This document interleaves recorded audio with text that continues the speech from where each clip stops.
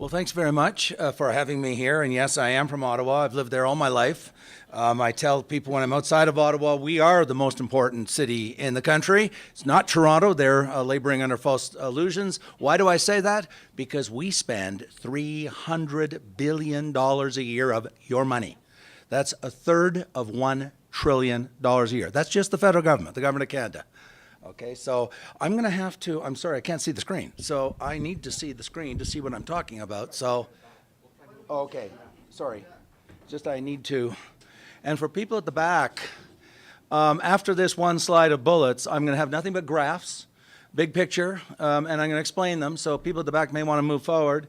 Second point, I'm not proprietary about my slides.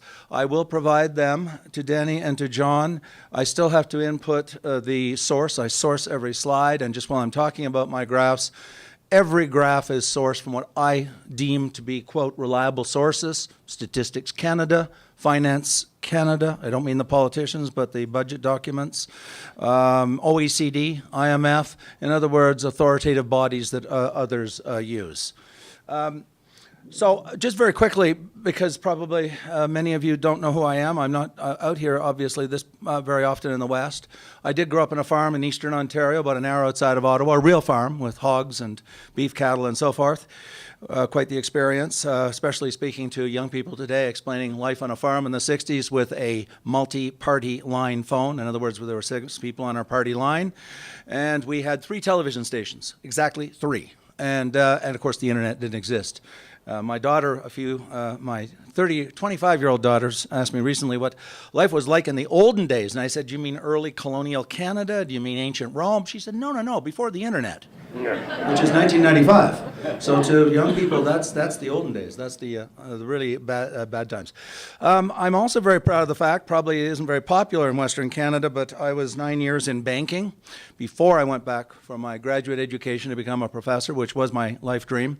And I worked in the Bank of Montreal in Ottawa on the Spark Street Mall. For those who know Ottawa, there are 5 banks on the mall, and the mall is one facing Parliament Hill. It's on the backside of Wellington Street. And I was there in the 70s and early 80s. I had 1/3 of Pierre Elliott Trudeau's cabinet members on my books. I had Supreme Court judges. I had deputy ministers, scads of deputy ministers. I had the ambassador from the Soviet Union and from the People's Republic of China. It was a very, very unique branch because it was, along with the other 4 branches on Spark Street, simply because we were essentially servicing the power structure of Ottawa. And so there I was in my 20s. And it was a fun experience, and I was lending millions and millions of dollars in demand loans and consumer loans and business loans and mortgage loans. Then I went back to school, and when I graduated in '89, and I started right away at the Sprott School. And people may remember what 1989, why it's so significant, and it wasn't because I started working. It was because the Berlin Wall came down. And this created enormous opportunities. We, Carleton, received $3 million from you, the taxpayers, via Joe Clark and Foreign Affairs Canada to set up a business school at the Warsaw School of Economics, which was then called the Central School of Planning and Statistics, which produced the people that produced the Communist 5-year plans in the workers' paradise, which I refer to all of these socialist countries. And so I was the very first professor, Western professor, to go into a former communist country from an OECD country to teach people. And I went there in spring of 1991, and I've been teaching every year since 1991. In fact, I'm going over again in August. I teach in the MBA program, and I've seen the profound transformation of Poland from a poor, desperately poor, remarkably corrupt socialist workers' paradise into the modern and very dynamic and very successful country it has become. And I've traveled all over Poland. I've been to all the cities. And in that period after I used those opportunities, I taught in Moscow for American University. I've taught in Ukraine many times, taught in Romania. I've taught 10 times in Iran from 1998 to 2008. It's a very interesting country. And since 1997, I've been teaching in Shanghai. In fact, I'm leaving in about 3 weeks' time to teach in the month of March in an MBA program there. So I've had these various experiences, and I should disclose, it's not up there, but I was the candidate in 1993 in the national general election for the Progressive Conservative Party. I live in Ottawa Centre. I live about 2 kilometers from Parliament Hill. And I chose Ottawa Centre, aside from the fact I lived there. I did my research and found out from Elections Canada and StatsCan, there's Elections Canada, you can look up every election back to the beginning of the country. And I found out that only Liberals and the NDP had ever won in Ottawa Centre. No Conservative had ever won. I said, great. Now that may sound counterintuitive, but I have a great job. I'm a tenured professor.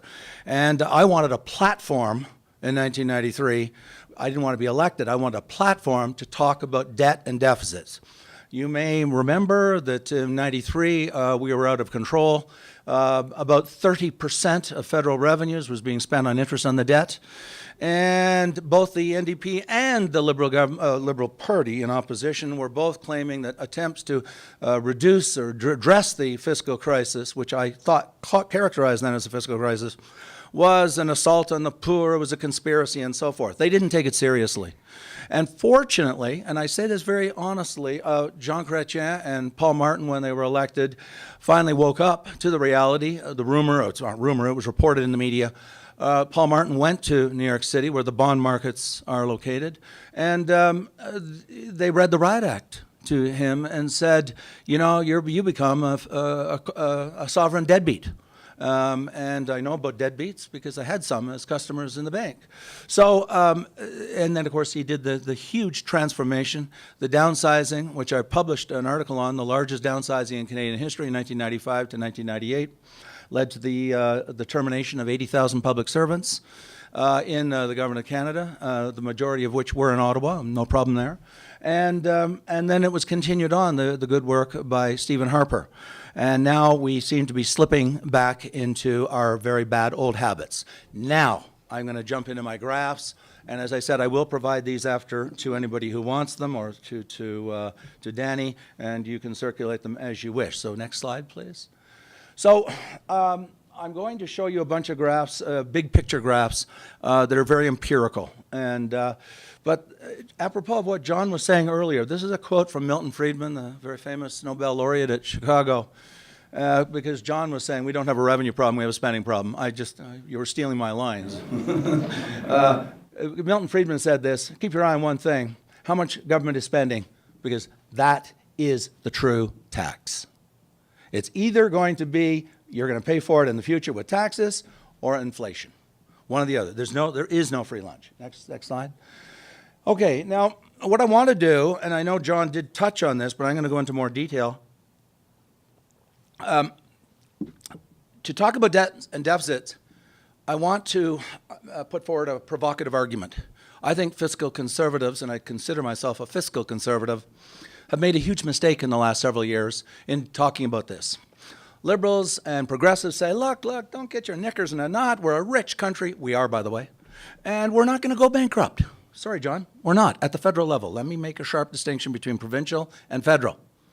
I'll get to the provincial in a moment. They're in a disastrous situation, okay? But we lose the argument by denying the obvious. We're a very wealthy country. But that's the wrong question. That's the wrong answer. You know, it's like saying, well, you know, if I smoke 10 or 20 cigarettes, or I don't know, use cocaine or something once, I'm not going to die. Well, that's not a good argument to use it. It's still a bad behavior. Okay, so let's go forward. A couple of other things I want to distinguish here, and I'm going to go as quick as I can because I got 50 slides, but they're graphs, so I can go quickly.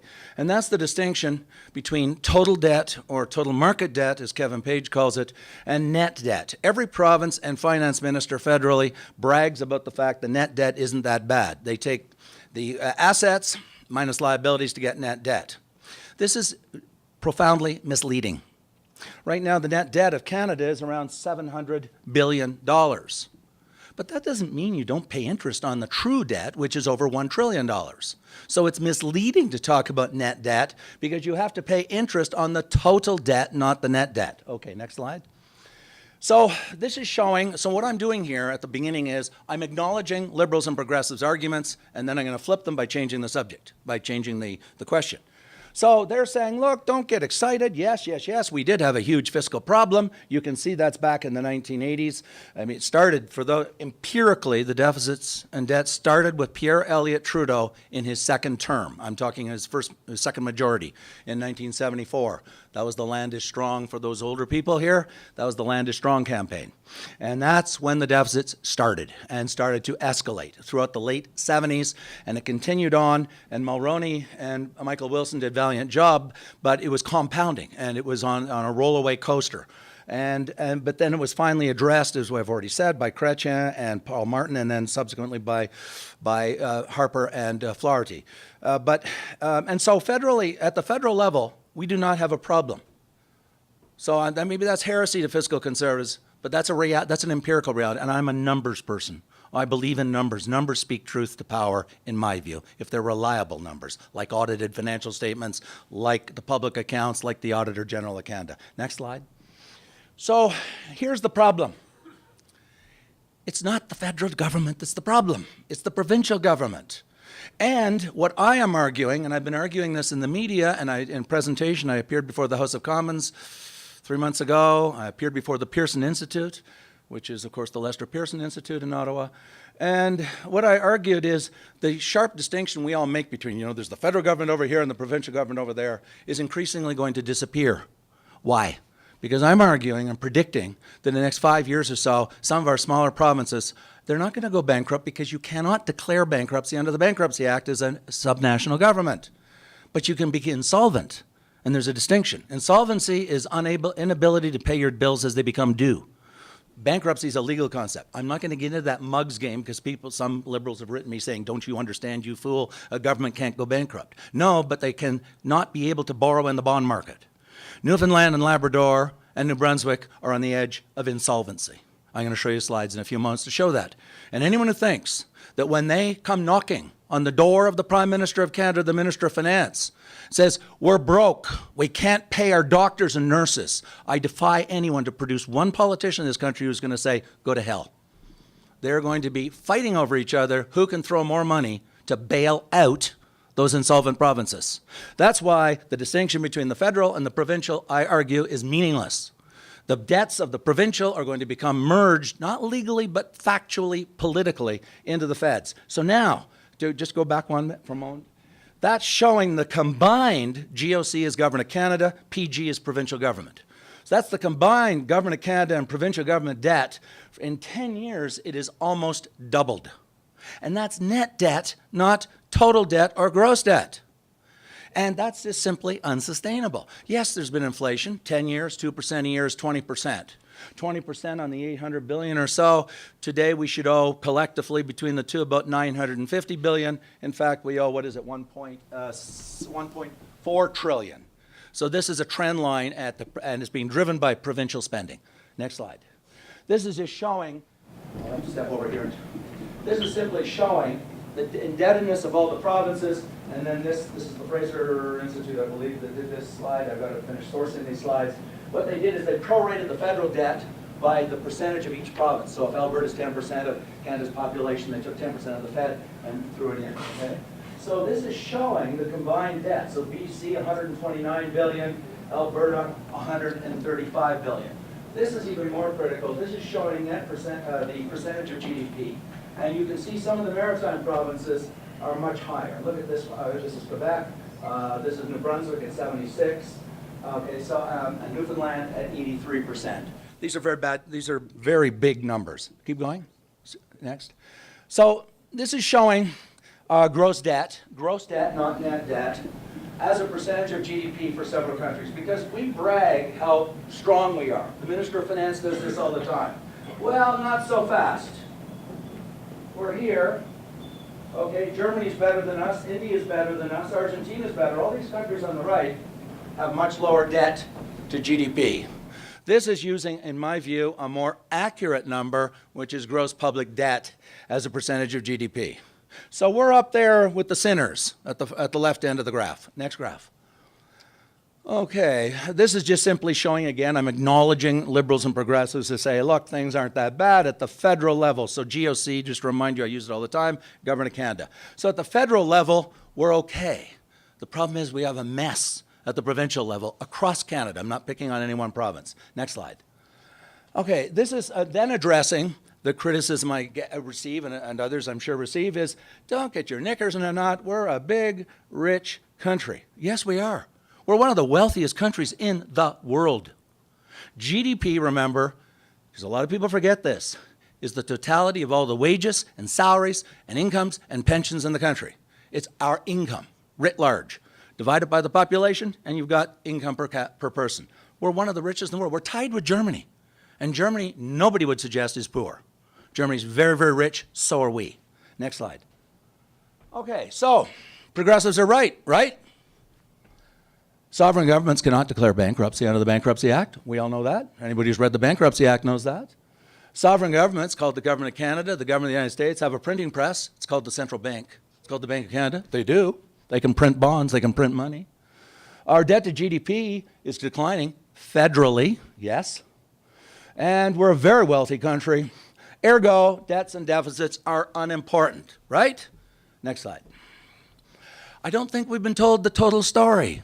Now I want to unpack and tell you the real story, or the full story, the complete story concerning debts and deficits. And to do that, as John suggested a few moments ago, but I'm going to go into more depth, we got to talk about demography. Because we are moving into a brand new world never experienced before in human history across the West. And that's the aging of the population. The IMF has stated publicly it's going to be a crisis that greatly, greatly exceeds the fiscal crisis of 2009. So now I'm going to run the numbers. So here's the first one. Our population growth rate is declining rapidly. If you go back to the 50s, we were growing at 4 and 5% a year, and we have plummeted. And so that's tied into the next slide I'm going to show you, which is fertility rate. This is fascinating. I show this to my students every year. I'm sure you can figure these graphs out. You don't need to have a PhD in economics. This is when the fertility rate, children per woman, childbearing age, peak.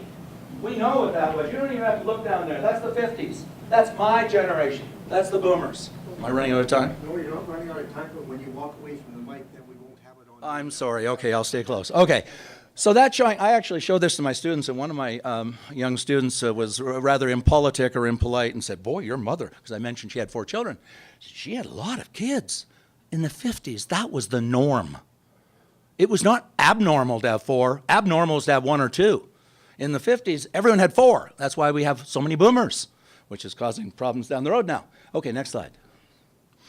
So this is showing immigration, which is, I realize it's controversial. I'm not going to get into that debate, other than to say I believe that we absolutely, and the polls show, we absolutely need immigration, qualified immigration, economic immigration who are going to address our needs, because otherwise we are going to be in really, really deep trouble. Next slide.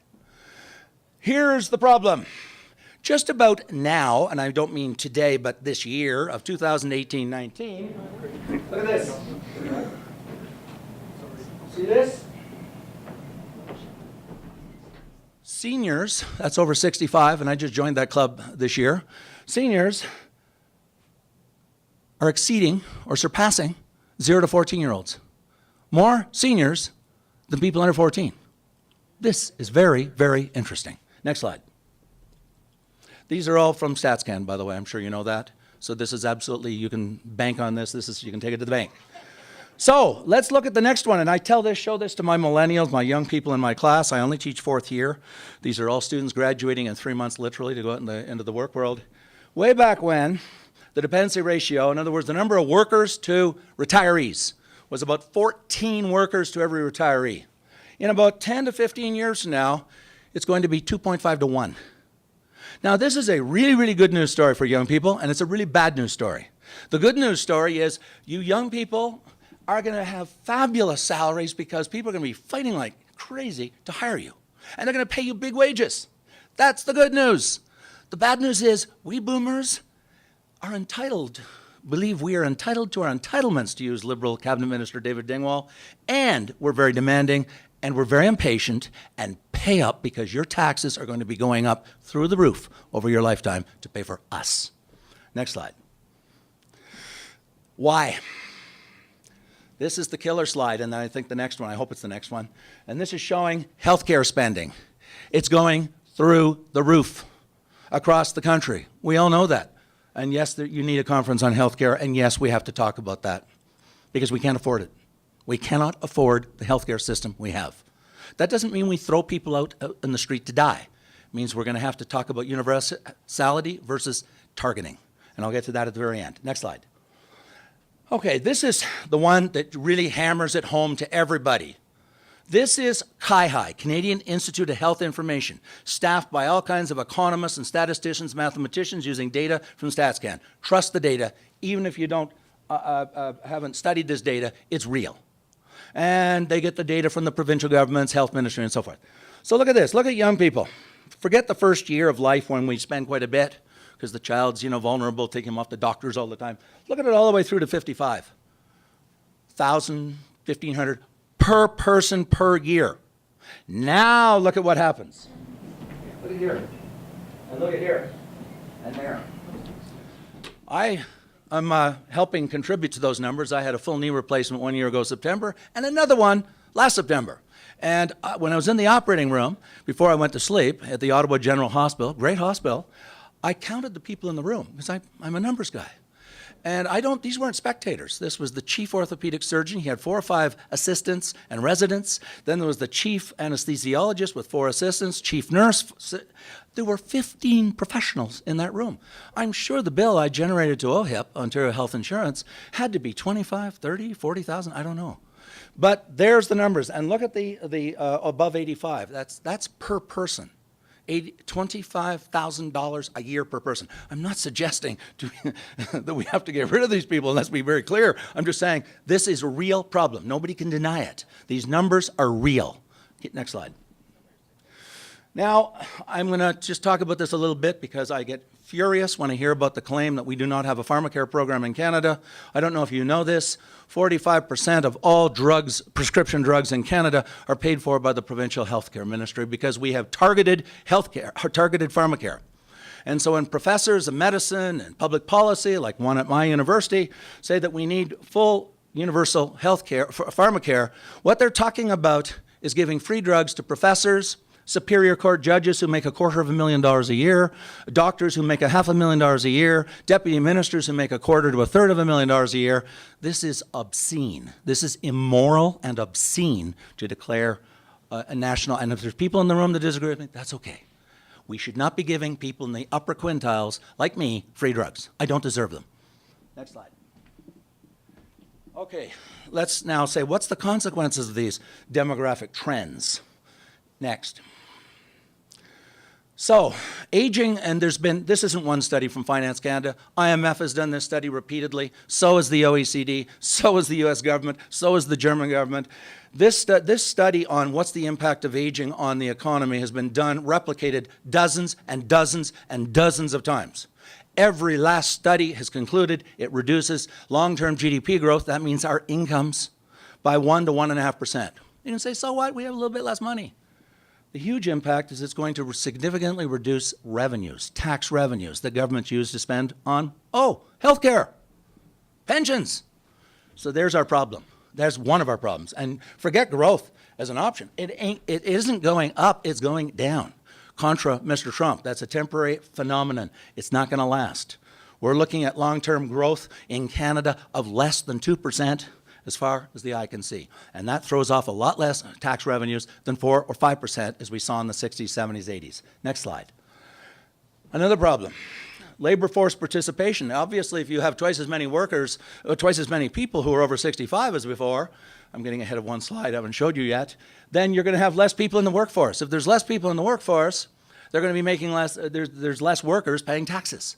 So that's going to reduce government tax revenues, the so-called labor force participation rate, which is going to be going down dramatically. Next slide is saying the same thing. One's StatsCan, one's Finance Canada. They agree with each other completely, dropping dramatically. Next slide. Projected life expectancy. We do lots of interesting things in Ottawa, by the way. I mean that.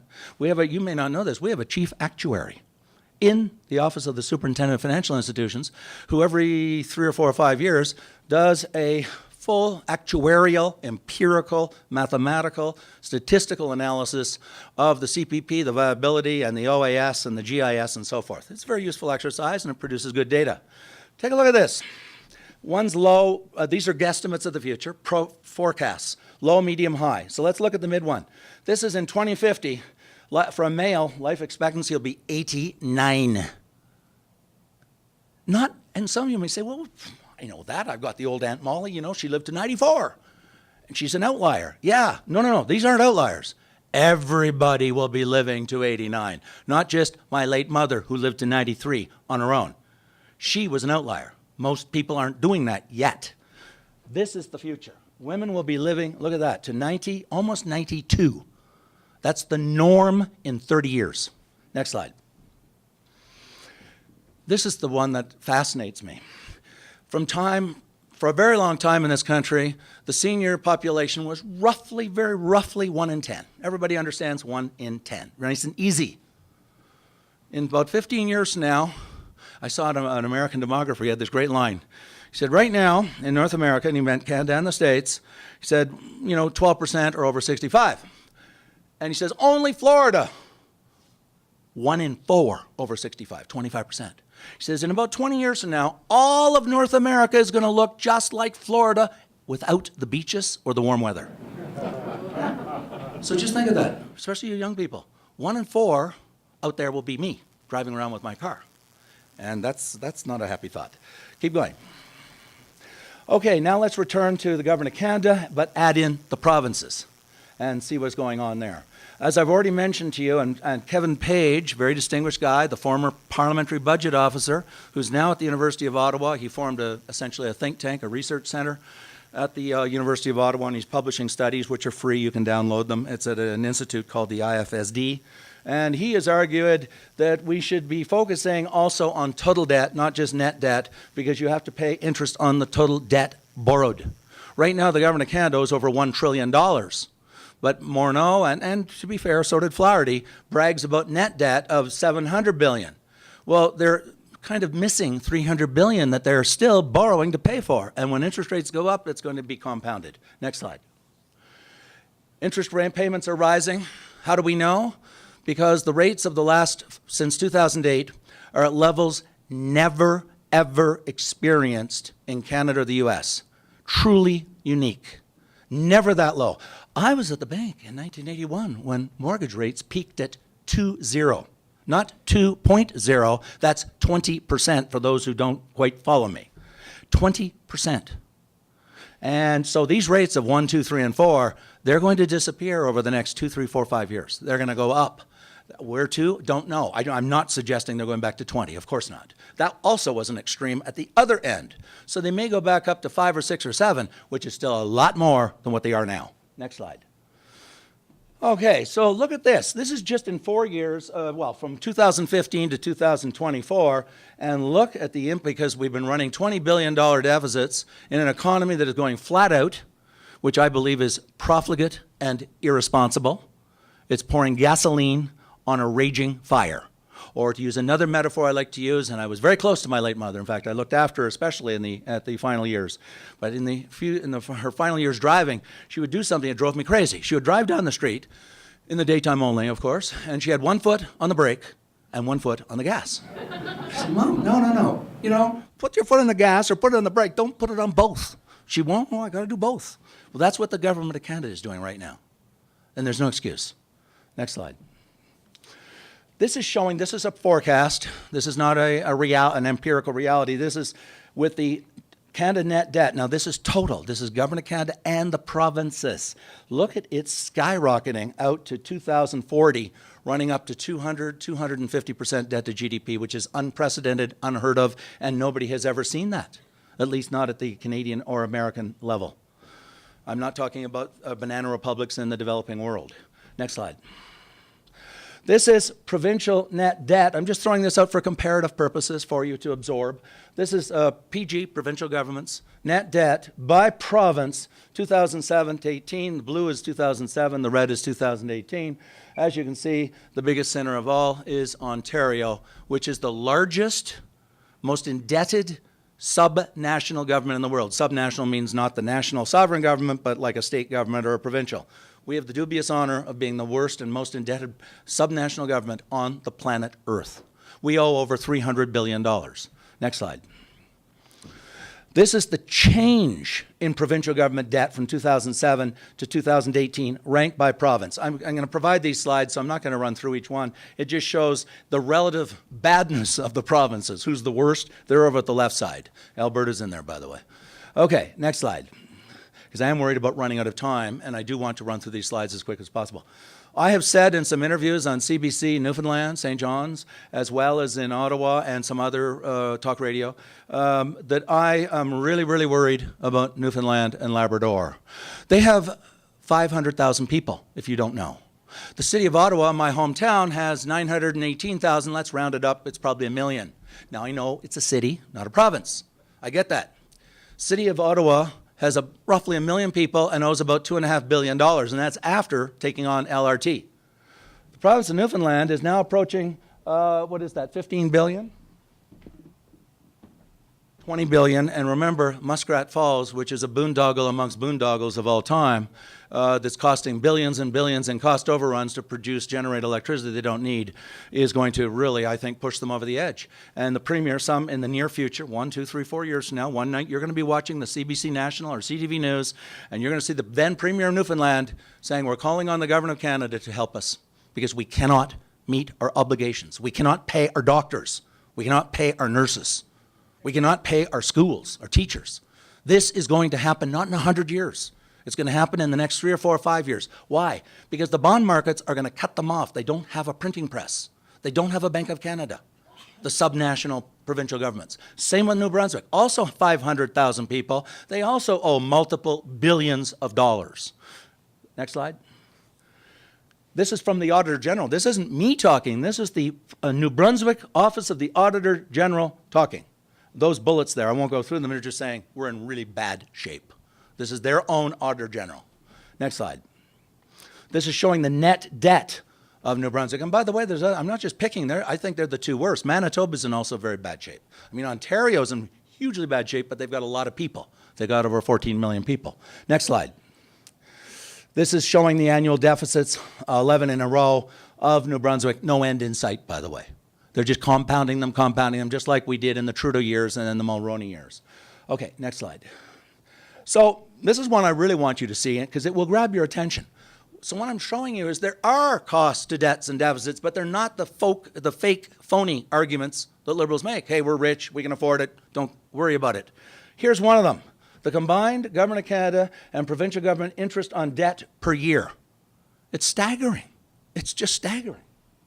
Look at this.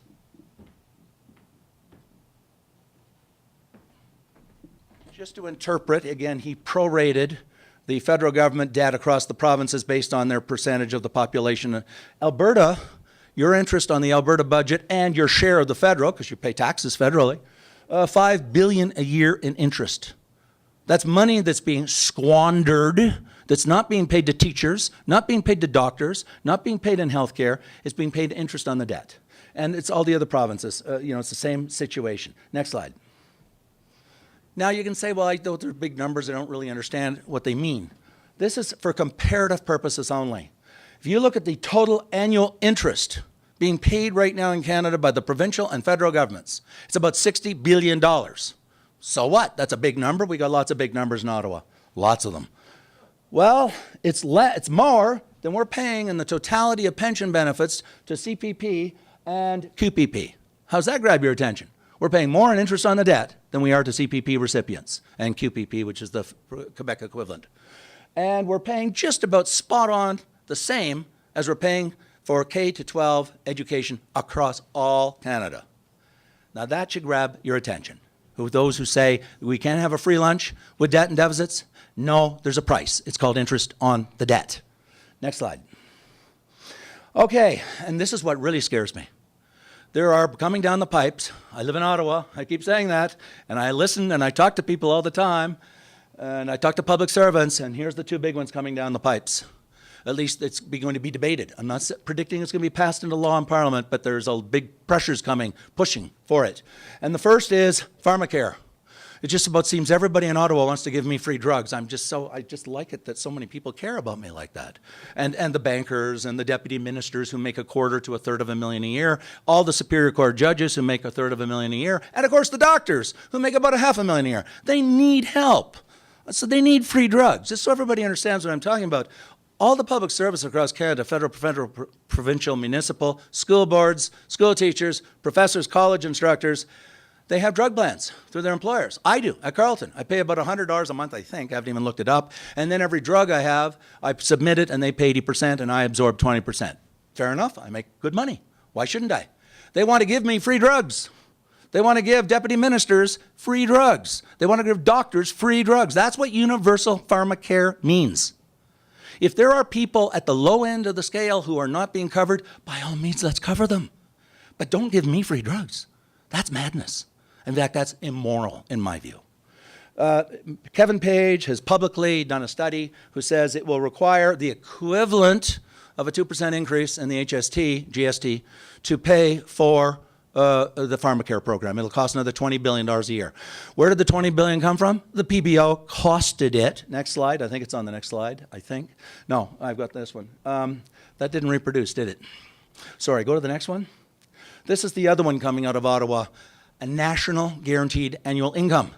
PBO did the study, and they looked at the total benefits. And first off, they said, what's the total cost of a guaranteed annual income for all Canadians? About $75 billion. But we already provide a lot of support, so they netted that off, subtracted that 25, 30 billion. So they came out that the net new dollar cost of a guaranteed annual income would be about 40 billion a year, on top of the 20 billion for healthcare. Okay. Okay, good. Oh, good. I think I'll get there. So if you can go to the next slide. This is just corroborating what I'm saying. I'll go to the next one because it didn't. Well, no, it will show up. Keep going. Sorry, I didn't realize. Here. 32 billion. I'll say it on the microphone. 32 billion is the total amount of all the federal support programs for low-income people. Got that? 32 billion a year, all Canada. The box on the right is the additional net new money that will be needed if we are to roll out a guaranteed annual income for all Canada. And that's an additional 43 billion per year. Next slide. Okay, so now I guess I'm being a little bit sarcastic. Are we going to get it right?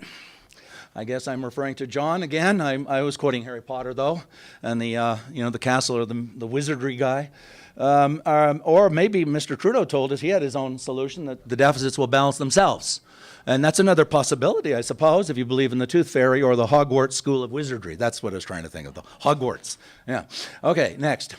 So this is showing, and this should scare you because the PBO is completely non-partisan. I know some of the people at the PBO. Most of them there have their PhD in microeconomics or macroeconomics or mathematics. They're completely non-partisan and they're completely numbers driven. They don't make things up.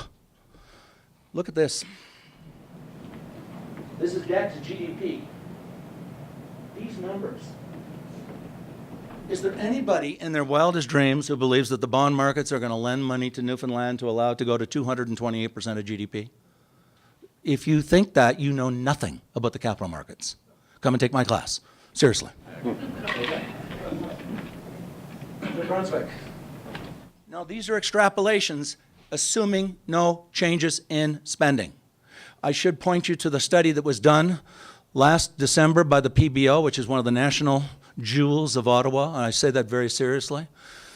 They produced called the Provincial Sustainability Report. And what they did was they took each province, using the provincial data from the ministers of finance across the country, and extrapolated out, looking and making assumptions about the growth rate and the population and the fertility rate and so forth. Very well-known assumptions that StatsCan makes as well. In fact, often they use the StatsCan assumptions. And they concluded without equivocation, without caveat, they said all 10 provincial government spending today, not based on future commitments, promises, the current spending as it's constituted is unsustainable in the medium and longer term. They didn't say, well, it might be unsustainable or, if the sun shines or it doesn't shine. They said, simply, it is unsustainable. Every province, Quebec, Ontario, Alberta, So it's not just Newfoundland and Labrador. I'm arguing they're going to tip first. I'm not saying the others aren't going to break. Okay, next. So you'll get these slides when you see it. Look at this. This is from the PBO Sustainability, Provincial Sustainability. And that dotted line that you see going off into infinity, into outer space, that's provincial government indebtedness, assuming no changes, no cuts, no changes. Next slide. Okay, I'm going to wrap up, so I'll be inside my 10 minutes. Okay?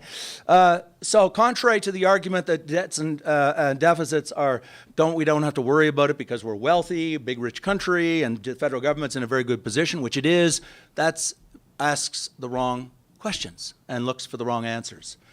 Debts and deficits have real world consequences. They are going to reduce our degrees of economic freedom.